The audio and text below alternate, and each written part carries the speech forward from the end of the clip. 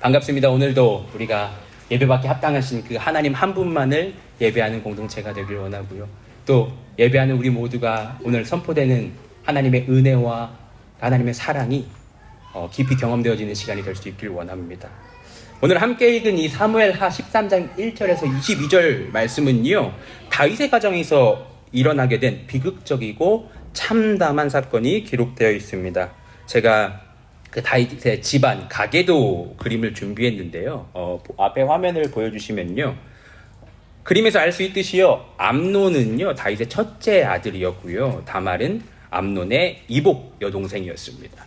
그런데 오늘 본문 말씀에는요, 그 다윗의 맏아들인 이 암논이요, 그의 이복누이 다말을 성폭행했던 이야기가 기록되고 있습니다.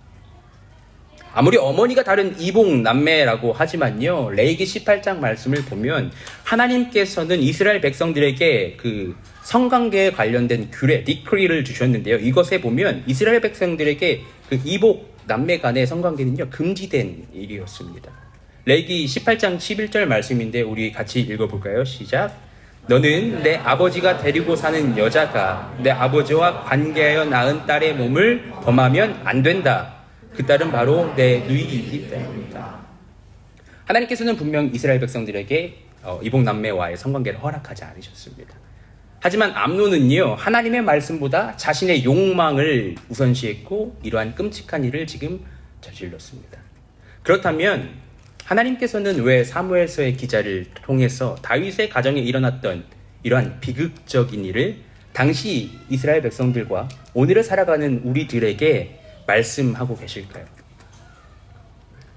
개인적으로 오늘 본문 말씀을 묵상하고 해석하는 것이 쉽지는 않았습니다. 물론 본문에서 표면적으로 나타나는 몇몇 모습들을 통해서 떠오르는 교훈들은 있었어요. 예를 들어서 암논이요, 이 요나답이라는 못된 친구의 계획을 통해서 이런 일을 실행하는 모습을 보면서 좋은 친구를 사귀는 게 참 중요하겠다라는 생각도 해봤고요. 사건의 피해자 다말에게 잠잠하라고 권하는 이 압살롬의 모습을 통해서 이렇게 불의를 묵인하는 것이 과연 옳은가에 대한 고민도 해봤습니다. 그리고 이러한 끔찍한 이야기를 듣고 몹시 화를 냈지만, 분개했지만 어떠한 징계도 하지 않고 다말을 향해 어떠한 위로도 하지 않았던 아버지 다윗 왕의 반응을 보면서 자녀를 훈계하는 것에 대한 중요성, 혹은 상처 입은 자를 위로하는 것에 대한 필요성도 생각해 볼 수 있었습니다. 그런데 여러분, 성경은요, 단지 도덕적이고 윤리적인 교훈만을 선포하고 있는 말씀이 아니기 때문에 이 본문에서 기록된 이야기를 통해서 하나님께서 자신의 백성들에게, 그리스도인들로 살아가는 우리들에게 어떠한 말씀을 하길 원하시는 것인지 분별하고 해석하는 것이 필요했습니다. 어떤 주석 학자들은요, 오늘 함께 살펴본 이 사무엘하 13장 1절에서 22절 말씀에 나타나는 이 암논의 성폭행 사건을요, 사무엘하 13장 23절부터 이어지는 그 압살롬의 살인과 반역 이야기에 대한 서론으로만 이해합니다. 물론 그러한 해석이 나올 수 있는 것은요, 압살롬이 그 이복형 암논이 자신의 여동생 다말을 성폭행한 그 사건을 계기로 암논을 살인했고요, 아버지로부터 도망하였다가 다시 예루살렘으로 돌아와 자신의 아버지 다윗 왕에게 반란을 일으켰기 때문입니다. 하지만 저는 암논이 그 이복 누이 다말을 성폭행한 이 비참한 사건이 단지 그리스도인들에게 도덕적이고 윤리적인 교훈만을 주거나 혹은 압살롬의 반란이라는 갈등이 고조되기 전 사건의 발단만을 말해주기 위해서 적혀 있다고 생각하진 않았습니다. 오히려 마치 데칼코마니 아시죠? 아버지 다윗이요, 권력을 이용해서 우리아의 아내였던 바세바를 취했던, 바세바와 동침했던 사건과 유사하게 잘못된 욕망에 사로잡힌 이 암논이요, 교활한 친구 요나답의 조언에 따라서 아버지를 속이고 육체적인 힘으로 자신의 이복누이 다말을 성폭행했던 이 끔찍한 사건은 우리들에게 다윗의 죄로부터 시작되어서 계속해서 번져가는 이 죄의 참혹한 민낯을 마주하게 합니다. 다시 말해 하나님께서는요, 자신의 백성들에게 죄라는 것이 얼마나 끔찍하고 추악한 것인지, 또한 죄로 인해 인간이 어떠한 결과를 마주하게 되는지를 깨닫게 하시기 위해서 이 다윗 가정에서 일어났던 암논과 다말의 이 비극적인 사건을 우리들에게 보여주시고 계신 것입니다. 지지난주 찬샘 전도사님 설교 기억하시나요? 찬샘 전도사님을 통해서 선포된 말씀은요, 숨기고 싶은 죄였어요. 그리고 지난주 기용 전도사님을 통해서 선포된 말씀은요, 숨길 수 없는 죄였습니다. 그리고 오늘 말씀의 제목이 뭐죠? 번져가는 죄입니다. 계속해서 금요 예배를 통해서 우리는요, 죄가 무엇이고 죄의 결과는 어떠한지를 지금 살펴보고 있습니다. 그렇다면 하나님께서 우리들에게 반복적으로 이 죄를 말씀하시는 이유, 그 이유가 도대체 뭘까요? 어쩌면 저와 여러분들은 지금 현재 이 죄가 만연한 이 사회를 살아가고 있다 보니까 죄를 인지하지 못하거나 혹은 죄를 대수롭지 않게 생각하기 때문은 아닐까 생각되었습니다. 이 시간 여러분들에게 질문을 하나 드리고 싶은데요.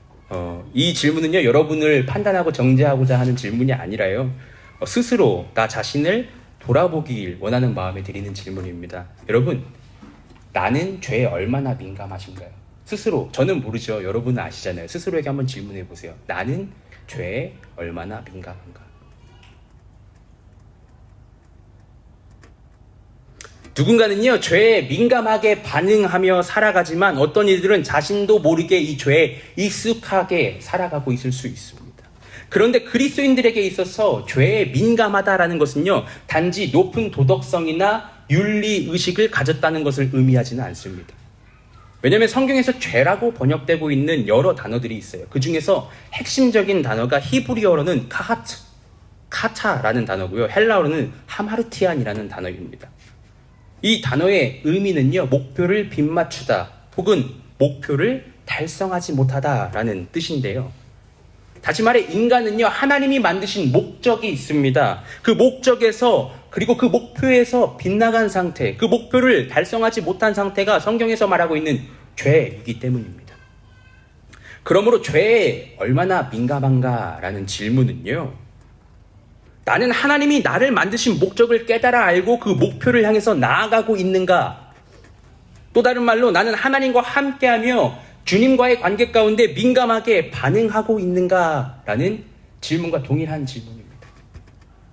그렇다면 오늘 하루를, 그리고 지난 한 주를 우리가 돌아볼 때 저와 여러분들은 나를 창조하시고 나를 이 땅에 보내신 그 하나님의 목적을 기억하며 그 목표를 향해서 나아가는 삶을 살았습니까?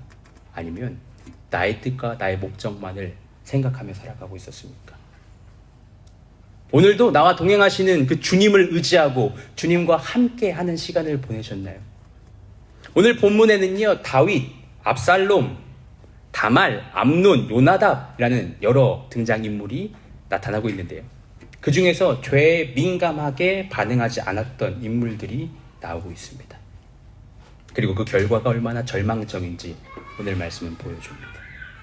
따라서 본문을 통해 우리가 주목하길 원하는 죄에 대한 두 가지 모습 혹은 죄에 대한 두 가지 속성은 바로 죄가 거짓되고 번신력이 있다는 것입니다. 첫 번째, 거짓된 지혜와 왜곡된 사랑이고요. 둘째, 번져가는 죄입니다. 바라기는 오늘 선포되는 말씀을 통해서 우리가 더 이상 죄의 노예가 아니라 의의 종으로 부름받았다라는 그 사실을 기억할 수 있길 원하고요. 더 나아가서 로마서 6장 11절의 말씀에 선포되는 것처럼 죄에 대해서는 죽은 사람이요 하나님을 위해서는 그리스도 예수 안에서 살고 있는 사람이라는 사실을 기억할 수 있는 저와 여러분이 되기를 원합니다. 오늘 본문을 통해서요, 알 수 있는 죄의 모습, 죄의 속성은 바로 거짓됨. 본문 말씀 가운데서 요나답과 암논은요, 참 지혜와 진실된 사랑이 아니라 거짓된 지혜와 왜곡된 사랑을 보여주고 있습니다. 우리 본문 2절에서 3절 말씀을 다시 보겠습니다. 본문 2절에서 3절 말씀입니다.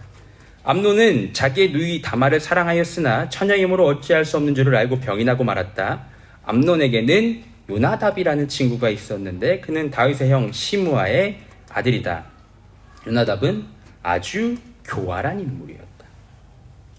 다윗의 맏아들 암논은요, 자신의 이복 여동생 다말을 사랑했다고 지금 성경이 기록하고 있습니다. 그런데 다말이 처녀였기 때문에 어찌할 수 없는 줄 알고 지금 병이 났어요. 왜냐하면 당시 이스라엘 문화에서요, 처녀들은요 가족 공동체 안에서 보호를 받았고요, 심지어 이 다말은 공주였잖아요. 왕의 딸이었잖아요. 아버지 다윗 왕의 허락 없이는요 함부로 거주지를 옮기거나 뭐 집 밖에 나가는 거, 이동하는 것도 쉽지 않았던 그러한 시대 문화였습니다. 그렇기 때문에 암논이요 원한다고 이 다말에게 함부로 접근할 수가 없었어요. 그러자 암논의 사촌이자 친구였던 요나답은 암논에게 잘못된 제안을 합니다. 바로 거짓으로 병든 척을 해서 아버지 다윗이 암논에게 문병을 하러 오면 이복누이인 다말을 이 암논에게 보내서 그의 앞에서 요리를 좀 하게 해주세요 라고 부탁해보라는 제안이었습니다. 그리고 너무 뻔하지만 그 의도는요, 함부로 돌아다니지 못했던 이 다말을 암논의 개인적인 공간으로 불러들이려는 아주 사악한 계획이었습니다. 요나답은요, 다윗이 그의 맏아들 암논을 신뢰하고 아낀다는 것을 알고 있었고요. 그래서 자신의 간사한 계획에 다윗을 끌어들였습니다. 아까 가게도 보셨지만 이 암논은요 다윗의 맏아들이었잖아요. 왕위 계승권이 제일 먼저 있었던 자입니다. 가장 왕이 될 수 있는 확률이 높았던 왕세자가 암논이었어요. 얼마나 다윗이 사랑했겠습니까? 그렇기 때문에 이 요나답은 그 사실을 이용해서 지금 자신의 계획을 이뤄가려고 하는 것입니다. 그래서 비록 간접적이지만 다윗은요 자신의 딸 다말이 성폭행 당하는 사건에 지금 연루되고 있는 것입니다. 성경은 이러한 요나답을 아주 교활한 인물이라고 이야기하고 있습니다. 그런데 신기한 사실이 있어요. 여러분들은 안 신기하실 수 있는데 히브리어 성경을 보면요 본문에서 교활한이라고 번역하고 있는 단어가 보통은 지혜라고 번역되는 하캄이라는 단어가 쓰였다는 것입니다. 그렇다면요 사무엘서의 기자는 이 교활한과 관련된 다른 히브리어 단어들이 있어요. 있음에도 불구하고 왜 굳이 지혜라고 번역한, 우리가 자주 들어본 이 호크마라는 단어의 동사형인 하캄이라는 단어로 지금 요나답을 수식하고 있는 걸까요? 저는 이것이 바로 저와 여러분이 오늘 함께 기억하길 원하는 죄의 모습 중에 한 가지라고 생각합니다. 바로 거짓됨이죠. 여러분, 죄는요 얼핏 보면요 합리적인 것처럼 보입니다. 죄는 얼핏 보면요 그럴싸해 보여요. 멀리서 보면요 지혜로워 보입니다. 그런데 이것은 참된 지혜가 아니에요. 이것은 거짓된 지혜입니다. 그래서 야고보서 3장 15절 말씀을 보면요 이렇게 선포되고 있어요. 이러한 지혜는 위에서 내려온 것이 아니라 땅에서 속한 것이고 육신에 속한 것이고 악마에게 속한 것입니다. 요나답의 지혜가 바로 이러했습니다. 요나답의 하캄은요 하나님께 속한 지혜가 아니었어요. 그래서 교활했다라고 성경은 이야기하고 있는 것입니다. 암논이 볼 때는 요나답은요 자신의 문제를 해결해주는 참 지혜로운 사람처럼 보였을 거예요. 지금 이 다말을 사랑해서 어쩔 수 없고 지금 상사병이 걸려서 아파 죽겠는데 이 요나답이라는 사람이 지혜롭게 자신의 문제를 해결해주고 있잖아요. 근데 성경은 이것을 교활한 것이다 라고 이야기합니다. 요나답의 지혜는요 하나님께서 허락하신 것이 아니라 오직 자신만의 유익을 위한, 자신의 유익이 최우선되는 거짓된 지혜였습니다. 따라서 그리스도인들은요 이 사실을 경계해야 합니다. 사랑하는 성도 여러분, 혹시 일상 가운데서 많은 거짓된 지혜들을 마주하고 계시지는 않습니까? 때로 우리는 그러한 거짓된 지혜에 속아서 살아가고 그것이 마치 참된 지혜인 척 착각하기도 합니다. 그렇기 때문에 그리스도인들은요 죄에 대해서 민감해야 되는 것입니다. 어떤 사람이 이렇게 얘기하는 것을 들어본 적이 있어요. 불법을 저지르는 그리스도인들은 매우 적지만 편법을 행하는 그리스도인들은 너무도 많다. 다시 말씀드릴게요. 불법을 저지르는 그리스도인들은 매우 적지만 편법을 행하는 그리스도인들은 너무도 많다. 이거 불법 아니야, 요즘 다 이렇게 해, 괜찮아. 왜 이렇게 미련하게 고집을 부려? 이거 그냥 넘어가도 되는 거야. 이렇게 하면 손해 안 본다니까. 들어보신 적 있죠? 이런 말들. 물론 잠깐 생각해 볼 때 일시적으로 이것이 지혜인 것처럼 보일 수 있어요. 그런데 다른 사람들이 다 괜찮아 라고 말하여도 이것이 지혜로운 것처럼 속여도 내게 그렇게 제안을 해도 하나님께서 아니라고 말씀하시는 것은 거짓된 지혜입니다. 그 속에 진리가 없기 때문이죠. 사랑하는 성도 여러분, 하나님은 진리이시고요. 그 진리는 우리를 자유롭게 합니다. 하지만 죄는 거짓됨이고요. 우리의 삶에서 거짓된 지혜로 위장해서 찾아옵니다. 그래서 요한복음 8장 44절 말씀에 예수님께서는요, 자신을 죽이려는 유대인들을 향해서 이렇게 선포하셨어요. 너희는 너희 아비인 악마에게서 났으며 또 그 아비의 욕망대로 하려고 한다. 그는 처음부터 살인자였다. 또 그는 진리 편에 있지 않다. 그것은 그 속에 진리가 없기 때문이다. 그가 거짓말을 할 때는 본성에서 그렇게 하는 것이다. 그는 거짓말쟁이며 거짓의 아비이기 때문이다. 혹시 우리는요, 진리가 아닌 거짓된 지혜에 속아서 살아가고 있지는 않습니까?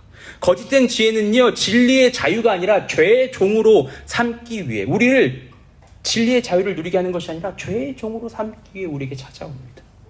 따라서 우리는 진리이신 그 예수 그리스도 주님의 말씀을 통해서 거짓과 거짓된 지혜를 분별하며 죄에 민감한 삶을 살아가야 되는 것입니다. 또한 암논의 사랑 역시요, 거짓된 사랑, 왜곡된 사랑이었습니다. 본문에서 암논이요, 자기 누이 다말을 사랑하였다고 말하지만 암논의 사랑은요, 인격적인 사랑이 아니었어요. 육체적인 정욕이었습니다. 그렇기 때문에 15절 말씀을 보면 이 다말을 상폭행하고 난 뒤 암논은 갑자기 다말을 몹시도 미워했다고 말하고 있습니다. 내가 사랑이라고 포장했던 그 암논의 정욕은요, 이제 자신의 욕심을 채우고 나니까 15절 말씀에 이제 미워하는 마음이 기왕에 사랑하던 사랑보다 더하였다라고 기록되고 있습니다. 사랑은 타인의 필요를 채워주고요, 그로 인해 발생하는 희생조차 기꺼이 감수할 수 있지만 거짓되고 왜곡된 정욕은 오직 자신의 욕심을 채우는 것이 최우선적이고 때로는 파괴적이기까지도 합니다. 그리고 이렇게 정욕에 사로잡힌 암논은 그 요나답의 거짓된 지혜는 흔쾌히 따르지만 다말의 올바른 조언과 애원하는 소리는 들으려고 조차 하지 않습니다. 우리 본문 12절부터 14절 말씀 함께 읽어보겠습니다. 시작. 다말이 그에게 말하였다. 이렇게 하지 마십시오, 오라버니.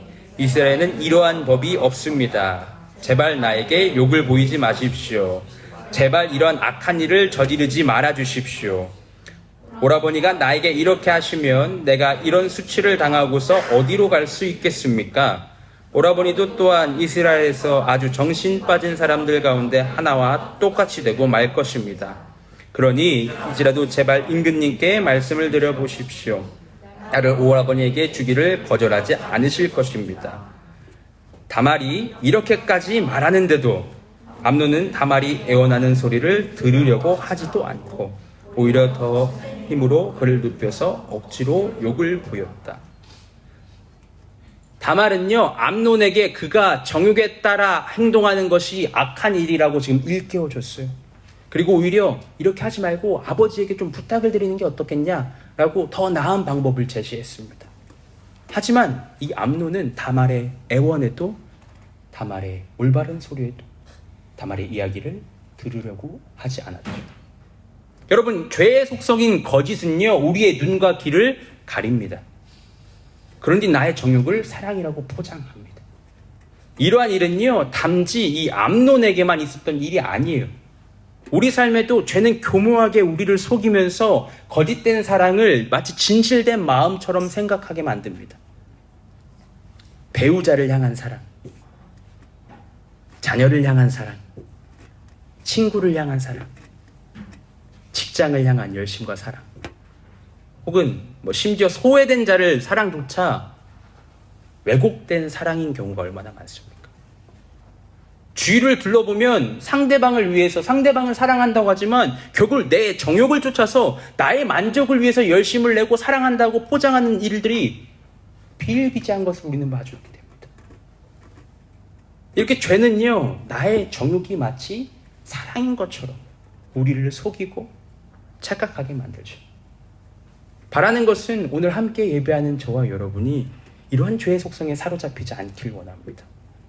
거짓됨에 속아서 그 진리이신 하나님을 바라보지 못하고 세상의 지혜를 쫓다가 왜곡된 정욕을 따르다가 하나님을 놓치는 것이 아니라 우리에게 참 자유를 허락하시는 그 하나님의 은혜 아래에 거하면서 죄에 민감하게 반응하는 저와 여러분이 될 수 있기를 주님의 이름으로 축원합니다. 오늘 말씀 가운데 한 가지 더 우리가 기억하길 원하는 죄의 모습은요, 바로 죄의 파급력, 죄의 번식력입니다. 여러분, 죄는요 계속 번져갑니다. 거짓말은요 또 다른 거짓말을 낳고요, 복수는 또 다른 복수를 낳습니다. 욕심이 잉태하면 죄를 낳고 죄가 장성하면 사망을 우리가 마주하게 되죠. 죄는 또 다른 죄를 만들어갑니다. 오늘 본문 말씀 1절이요 이렇게 시작하고 있어요. 본문 말씀 1절 보여주시면요, 그 뒤에 이런 일이 있었다. 그냥 시작하잖아요. 접속사가 있어요. 그 뒤에 이런 일이 있었다. 이 접속사는요, 지금 사무엘하 11장과 12장에서 일어난 다윗이 죄를 지었던 사실과 오늘 본문이 연결되고 있다는 것을 우리에게 보여주고 있는 접속사입니다. 하나님께서는 다윗의 회개를 들으셨어요. 다윗의 죄를 용서하셨습니다. 그리고 밧세바가 임신했던 그 아이가 죽으면서 죄의 결과인 그 사망을 보게 하셨습니다. 그럼 끝난 거 아닌가요, 이제? 죄값 다 치렀잖아요. 사망을 봤잖아요. 근데 죄는요 계속해서 번져갑니다. 계속해서 퍼져갑니다. 저는 다윗의 죄가요 암논에게 유전적으로 전이되었다고 생각하지 않습니다. 다윗의 죄가 유전적으로 압살롬에게 전해졌다고 생각하진 않아요. 하지만 암논은요, 이 압살롬은요, 아버지 다윗 왕이 범죄하는 모습을 영적으로 학습하게 된 것입니다. 따라서 암논이 다말을 성폭행하는 죄를 저지르는 것은요 다윗의 죄와 무관하지 않은 것이에요. 다윗과 암논 둘 다 그들의 모습을 보면요, 자신의 은밀한 장소에서 결혼하면서 허락된 관계가 아닌 여성들을 자신의 권력과 신체적 힘을 통해서 강제적으로 성관계를 맺고요, 그로 인해 그 두 여인은 모두 극심한 아픔과 고통을 경험했습니다. 그리고 그 결과 다윗은요 자신의 아들이 죽게 되는 일을 겪었고요, 이 암논은 곧 있으면 자신이 죽는 일이 발생하게 됩니다. 다윗과 암논이 저지른 일은요 매우 유사한 사건이었습니다. 사무엘의 말씀에 유사한 죄가 연속돼서 지금 기록되고 있는 이유는요, 바로 죄가 계속 번져나가고 있다는 것을 보여주고 있는 것입니다. 사무엘하 11장에서요 다윗이요 밧세바를 범한 죄를 저질렀을 때를 보면요, 죄가 어떻게 번져나가고 있는지가 명확하게 보여집니다. 첫 번째, 다윗은요 왕궁 옥상에 올라가서 거닐었어요. 지금 전쟁 중인데 자신의 충성스러운 부하들은 다 전쟁하러 나갔는데 자신은 한가하게 왕궁을 거닐고 있었어요. 그럴 수도 있죠, 왕인데. 근데 그때 아주 아름다운 한 여인이 목욕하는 모습을 본 거예요. 다윗은 거기서 멈췄어야 돼요. 아, 내가 지금 뭐 하는 거지?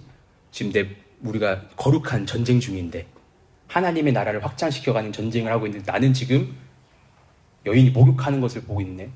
정신 차려야지. 멈출 수 있었어요. 내가 하나님을 바라보는 것이 아니라 내 육신의 적용을 따라서 여인을 바라보고 있구나 깨달았어야 됩니다. 그런데 그때 돌이키지 않았어요. 오히려 밧세바를 본 것, 다윗이 그 아름다운 밧세바를 본 것은요 죄가 번져나가는 시작이었습니다. 그래서 자신이 다른 여인을 목욕한 것을 본 것이 얼마나 부끄러운 일인지도 모르고 거기서 그치는 것이 아니라 그 다음에 신하를 보내요. 신하를 보내서 저 여자가 좀 누군지 알아봐라 라고 명령하죠. 그래서 밧세바가 누군지 신하가 와서 이야기합니다. 밧세바가 누군지 알려줘요. 다윗의 충성을 다하는, 다윗에게 충성을 다하는 그 충성스러운 30명의 용사 중에 한 명인 우리아의 아내입니다. 햇사람 우리아의 아내입니다. 그런데 그 다윗은요 그 사실에도 불구하고 자신의 죄를 멈추지 않고 결국 밧세바를 데리고 오게 합니다. 그리고 밧세바와 동침합니다. 오늘 말씀에 등장하는 암논도 마찬가지예요. 아름다운 이복 누이 다말에게 물론 인간적인 마음이 생길 수도 있다고 칩시다. 그런데 암논은요, 자신의 정욕을 이기지 못하고 하나님을 바라보지 않았기 때문에 그로 인해서 병이 나죠. 그리고 교활한 요나답이 죄악된 계획을 말했을 때도요, 암논은 아직 멈출 수 있었어요. 그 계획을 실행하지 않을 수 있었습니다. 아무리 그래도 내가 어떻게 하나님의 말씀을 어기고 심지어 우리 아버지를 속여가면서 어떻게 내 이복 누이 동생한테 그런 일을 하겠어 라고 그 계획을요 흘려보낼 수도 있었습니다. 근데 암논은 어떡하죠? 그 계획을 그대로 실행합니다. 뿐만 아니라 다말이요, 암논을 향해서 올바른 충고와 애원을 했을 때 암논은 멈췄어야 했습니다. 다말아, 내가 정말 미안하다. 내가 진짜 미친 것 같다. 내가 너한테 진짜 몹쓸 짓을 했다.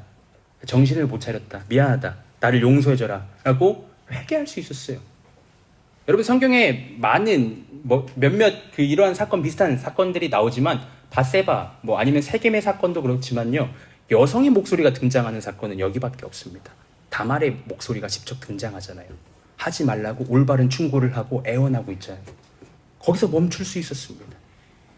근데 암논은 그 다말의 애원에, 다말의 올바른 소리에 반응하지 않았고 심지어 그 소리를 들으려고도 하지 않았습니다. 결국 암논은 다말을 욕보였어요.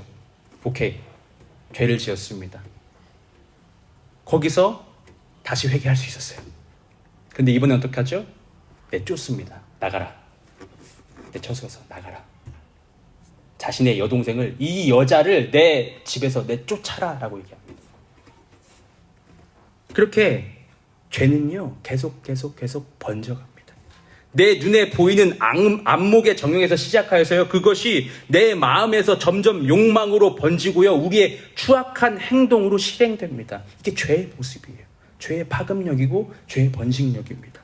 그렇기 때문에 이러한 인간의 연약함과 죄의 파급력 혹은 이 번식력을 알고 계셨던 하나님께서는요, 민수기 15장 39절 말씀에서 이스라엘 백성들에게 하나님을 기억하게 하는 방편으로 옷끝에 긴 술 마시는 술 말고요, 매듭진 실을 달라고 말씀하셨고 명령하셨던 것입니다.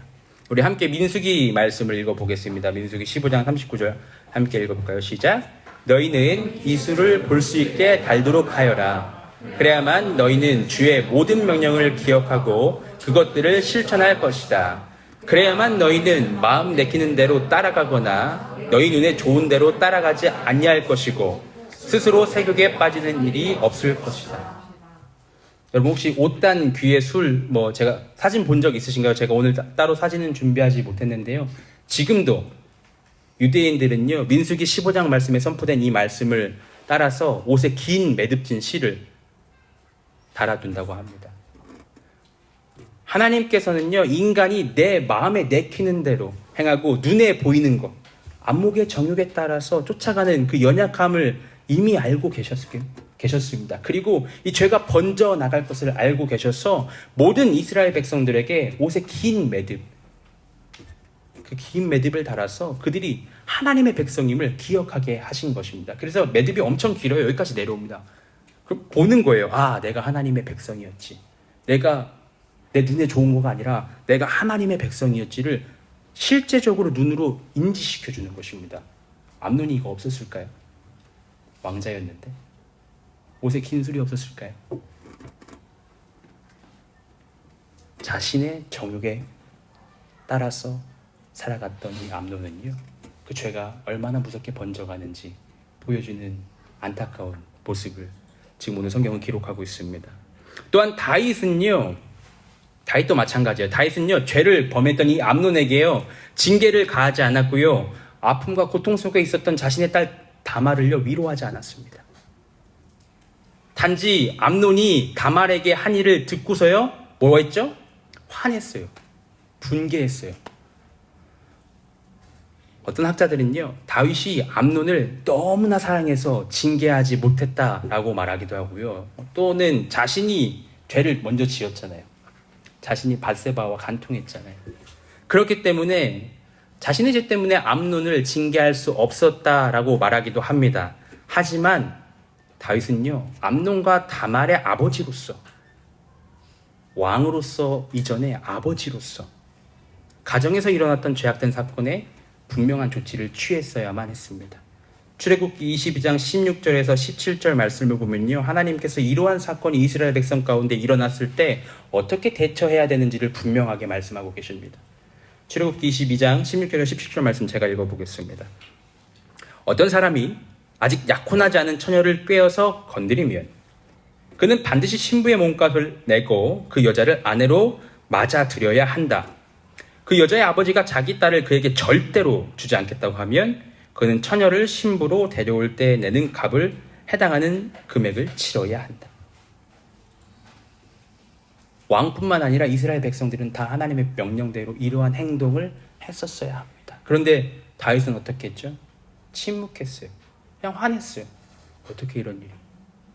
그리고 이런 다윗의 침묵은요, 압살롬이 자신의 이복형인 암논을 살인하게 하는 동기를 만들어냅니다. 어떤 신학자들은요, 압살롬의 반역은 다윗이 암논과 다윗말의 사건에 대해서 왕으로서 또한 아버지로서 잘 징계를 했으면 일어나지 않았을 일이다라고 이야기도 합니다. 어느 정도 일리가 있는 말이라고 저는 생각해요. 당시 이스라엘 문화에서는요, 아버지는요, 결혼 전 딸의 순결을 보호하고 그 딸이 순결할 수 있도록 격려해줘야 되는 인물인데요, 다윗은요, 순결을 잇는 자리에 자신의 딸을 자기가 보냈고요, 그 사건에 화를 낼 뿐 아무런 조치를 취하지 않고 있기 때문입니다. 이렇게 죄는 계속해서 번져나갑니다. 이 말씀만 보면요, 참으로 참담해요. 하나님의 마음에 맞는 자, 예전 성경의 표현은 하나님의 마음에 합한 자라는 다윗조차, 다윗의 가정조차 풍비박산 나는 모습을 보면요, 우리는 희망이 없구나, 죄는 우리가 이길 수 없구나, 이러한 마음이 들어요. 그런데 이러한 죄 가운데 하나님의 백성들은 어떻게 살아가야 될까요? 저와 여러분들은 이러한 죄가 만연한 이 세상 가운데 어떻게 살아가야 될까요? 본문에 나오는 등장인물들 가운데는요, 특징들이 있습니다. 요나답은요, 교활한 조언가였어요. 교활한 제안을 했던 교활한 조언가였습니다. 다윗 왕은요, 무능력한 아버지였습니다. 무능력한 아버지이자 왕. 그리고 암논의 이름의 뜻은요, 성실한이란 뜻이에요. 암논은요, 성실하지 않고요, 신실하지 못한 변덕쟁이였습니다. 사랑한다고 했다가 미워한다고 했다가. 그리고 평화의 아버지라는 뜻의 압살롬은요, 참 평화가 아니라 자신의 동생 다말에게 침묵을 강요했습니다. 맞설 수 있잖아요. 아버지에게 불의함을 이야기할 수 있잖아요. 그런데 자신도 왕이 되고 싶은 마음에 침묵하는 거예요. 아빠가 암논을 아끼는 걸 알고 있기 때문에. 아빠가 뭔가를 하겠지. 물론 자신의 거처에 이 다말을 거두어 주지만 결국 그도 평화를 가정한 침묵을, 피해자에게 침묵을 강요하는 인물이었습니다.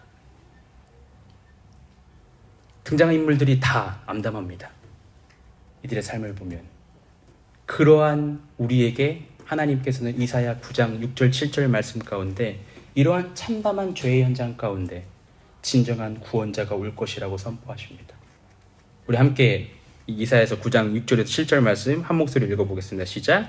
한 아기가 우리를 위해 태어났다. 우리가 한 아들을 모셨다. 그는 우리의 통치자가 될 것이다. 그의 이름은 놀라우신 조언자, 전능하신 하나님, 영존하시는 아버지, 평화의 왕이라고 불릴 것이다. 그의 왕권은 점점 더 커지고 나라의 평화도 끝없이 이어질 것이다. 그가 다윗의 보좌와 왕국 위에 앉아서 이제부터 영원히 공평과 정의로 그 나라를 굳게 세울 것이다.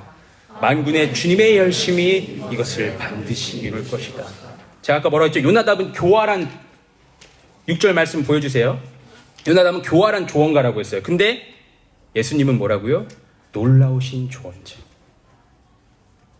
자, 다윗 왕은 무능력한 아버지자 왕이라고 했어요. 그런데 예수님은 전능하신 하나님. 자, 암논은요, 성실하지 못한 변덕쟁이라고 했어요. 하나님은 영존하시는 하나님, 영존하신 아버지. 그리고 평화의 아버지라고 가장한 피해자에게 침묵을 강요했던 압살롬이 있었죠. 그런데 예수님은 평화의 왕. 그리고 마지막 절에 7절에 만군의 주님의 열심이 이것을 반드시 이룰 것이다. 이 참담한 세상에, 죄악 가운데 있는 세상에는요, 희망이 없습니다. 아무리 그리스도인들이 도덕적으로 살아가고자, 윤리적으로 살아가고자 해도요, 우리에겐 희망이 없어요. 근데 우리들에게 하나님께서 약속하신 소망이 있습니다. 그것이 바로 예수 그리스도입니다. 이사야 말씀에서부터 한 아기가 태어나서 이 모든 것을 이뤄가실 것을, 공평과 정의로 그 나라를 세울 것임을 이야기하십니다. 사랑하는 믿음의 형제자매 여러분, 하나님께서 죄의 문제를 우리에게 말씀하신 이유는 이 죄를 이길 수 있는 그 유일한 해답과 함께 제시하는 것입니다. 봐라, 죄가 얼마나 끔찍한지, 얼마나 추악한지. 죄의 결과 사망, 봐라. 그래서 너희들은 다 죄인이야, 죽을 것이야 라고 얘기하는 것이 아니라 그것을 내가 해결할 것이다. 내가 예수 그리스도를 통해서 그것을 해결했다. 더 이상 죄의 종으로 살아가는 것이 아니라 의의 종으로 살아가는 인생으로 우리를 부르셨다는 것을 말씀하시기 위해서 계속해서 금요 예배를 통해서 숨기고 싶은 죄, 숨길 수 없는 죄, 번져가는 죄 가운데 우리의 소망 되신 예수 그리스도를 바라보라고 저와 여러분에게 선포하고 계신 것입니다. 여러분은 무엇을 소망하고 계십니까? 사회 뉴스를 저는 보통 이렇게 네이버 네이트 뉴스, BBC 뉴스, SBS 뉴스 이렇게 네 가지 뉴스를 보는데요. 보면요, 참담해요. 얼마 전에 튀르키예 지진 또 난 거 아시죠? 6.5 지진이 또 났습니다. 희망이 없는 것 같아요. 사회 보면요, 사회 정치면, 세계면 보면요, 어떻게 이런 일이 있을 수 있는가? 끔찍합니다. 이 죄가 만연한 세상 가운데 우리가 바라봐야 할 것은 바로 예수 그리스도입니다. 그것을 기억할 수 있길 원합니다. 이 죄가 번져가는 세상 가운데, 죄가 만연한 세상 가운데 우리는 오직 예수로 살 수 있습니다. 오직 예수 그리스도께서만이 우리의 죄를 해결하셨고 해결하실 것입니다. 그것을 여러분이 경험하고 선포하며 누리는 삶을 살 수 있기를 원합니다. 우리가 구원자 되신 예수님을 바라볼 때 우리는 더 이상 이 만연한 죄 가운데 참혹하고 희망이 없는 삶이 아니라 우리를 살려내시는 그리스도에 대하여서 소망을 누리는 삶을 살아갈 수 있을 것이라고 저는 생각합니다. 우리가 그러한 주님을 바라보고 우리에게 주어진 삶을 살아낼 수 있기를 주님의 이름으로 축원합니다. 아멘.